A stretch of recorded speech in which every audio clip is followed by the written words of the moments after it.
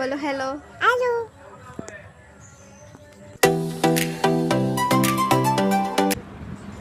আসসালামু আলাইকুম এভরিওয়ান, আপনারা কেমন আছেন? আশা করি আল্লাহর রহমতে আপনারা ভালো আছেন। আমিও ভালো আছি আলহামদুলিল্লাহ। তো হ্যালো, আসসালামু আলাইকুম। আপনারা কেমন আছেন? আশা করি ভালো আছে। আল্লাহর রহমতে আমিও ভালো আছি। শখ করে শখের বাগান।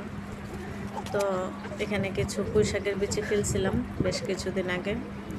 তো কিছু শাক হয়েছিল, মাঝখানে একদিন তুলছিলাম, আজকে কিছু শাক তুলে নিচ্ছি। তো ওই দিন আবার এর মধ্যেই আবার কিছু লাল শাকের বিচি ফেলছি। তো আজকে পালং শাকটা তুলে নিলাম, ধনিয়া পাতাটাও দিয়ে একদিনের মধ্যে তুলে নেব ইনশাল্লাহ। তো পালং শাক কয়টা আজকে সব কয়টা একবারে ক্লিয়ার করে তুলে দিলাম, অল্প কিছু আছে এই তো। আর এখানে কিছু পুদিনা পাতা হয়েছে, আমার বোমায় মরিচের একটা চারা হয়েছে। এখানে একটু আদা গাছ লাগাইছি, দেখি একটু ছাওয়াতে হয় নাকি, এই জন্য ছাদের নিচেই দেওয়া, রোদ্রে দেওয়া নাই, বাহিরের আলো বাতাসটা ঢুকে ইনশাল্লাহ ভালোভাবেই।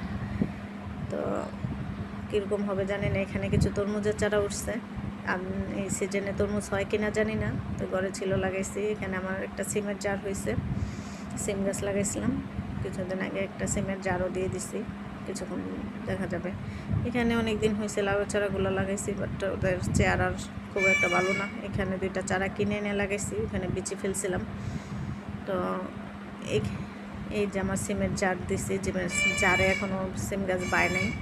তো তার পাশে আবার কিছু বরবটি বিচি ফেলছিলাম, তো কয়েকটা চারা উঠছে, সাথে কিছু লাউয়ের বিচিও ফেলছি। লাউয়ের বিচিটা উঠে নাই এখনও, আশা করি উঠবে আলহামদুলিল্লাহ। পানি দিতেছি। আর এখানে আমার কলা গাছ আছে, কিছু 4টা কলা গাছ আছে। একটা কলা গাছে কলা হয়েছিল, বাট বৃষ্টিতে পচে গেছে গাছটা। আর এখানে আমার 3টা তরমুজের বিচি হয়েছে একাই। আর ওই যে পালং শাকটা ধুয়ে বেছে এখানে রেখে দিছি, আমার বাবুর জন্য সকালে রান্না করব ইনশাল্লাহ। আর বিকেলবেলায় এখন এই যে লাল শাকের বিচি ফেলছি, তো প্রচণ্ড রোদ, এই জন্য একটু পানি দিয়ে দিলাম। এই তো এখানে আমার ছেলেটা দুষ্টুমি করতেছে ওর বোনের সাথে, ওনা দিয়ে এসে বলতেছে আমি বউ, দুষ্টুমি করতেছে বোনের সাথে, খেলাধুলা করতেছে। আমি আবার একটু ভিডিও ক্যাপচার করে রাখলাম আর কি, আপনাদের সাথে শেয়ার করে দিলাম। তো দোয়া করবেন আমার ছেলেটার জন্য, ওর প্রচণ্ড জ্বর ছিল, 2 দিন প্রচুর জ্বর ছিল। এখন আল্লাহর রহমতে আজকে একটু ভালো, এই জন্য একটু দুষ্টুমি করতেছে। ওর জন্য দোয়া করবেন সবাই।